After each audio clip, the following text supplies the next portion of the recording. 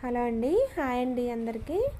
ఇప్పుడు మనము shape బెల్ట్ని, lining క్లాత్ని అలాగే మనము మందంగా కావాలనుకోండి షేప్ బెల్ట్, అలాంటప్పుడు మందపాటి క్లాత్ని పెట్టి ఎలా మనం షేప్ బెల్ట్ స్టిచ్ చేయాలో చూద్దాము. అయితే ఫస్ట్ మనం వచ్చేసి మెయిన్ క్లాత్ని తీసుకోండి.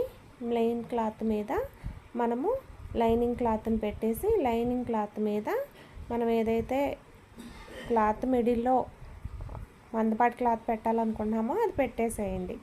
ఫస్ట్ మెయిన్ క్లాత్, తర్వాత లైనింగ్ క్లాత్, తర్వాత మిడిల్లో మందపాటి క్లాత్. రెండు షేప్ బెల్ట్లు కరెక్ట్గా ఉన్నాయా లేదని చూసుకోండి. తర్వాత ఇప్పుడు 1/2 ఇంచు ఖర్చుతో ఇలా స్టిచ్ రానివ్వండి. ఇలా కుట్టిన తర్వాత ఇప్పుడు మనము లైనింగ్ క్లాత్ ఉంటుంది చూసారా, ఇలా తిప్పేసేసి లైనింగ్ క్లాత్ మీద ఒక స్టిచ్ రానివ్వండి. ఇలా కుట్టిన తర్వాత ఇప్పుడు లైనింగ్ క్లాత్ని లోపల ఫోల్డ్ చేసి మెయిన్ క్లాత్ మీద లైనింగ్ క్లాత్ మీద ఒక స్టిచ్ రానివ్వండి. ఇలా కుట్టిన తర్వాత ఇప్పుడు చూడండి, తిప్పేసి లైనింగ్ క్లాత్ మెయిన్ క్లాత్ మీద మొత్తం మీద స్టిచ్ రానివ్వండి. ఇలా కుట్టిన తర్వాత ఎక్స్ట్రా క్లాత్ని కట్ చేసేసుకోండి.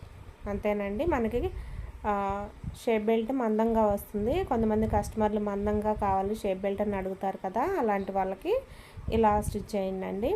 అలాగే ఇప్పుడు బ్లౌజు నేను ఆది బ్లౌజ్తో బ్లౌజ్ కట్ చేసి స్టిచ్ చేశానండి. ఆ వీడియో పోస్ట్ చేశాను. మన ఛానల్ నేమ్ వచ్చేసి ఝాన్సీ టైలరింగ్ ఛానల్ అనమాట.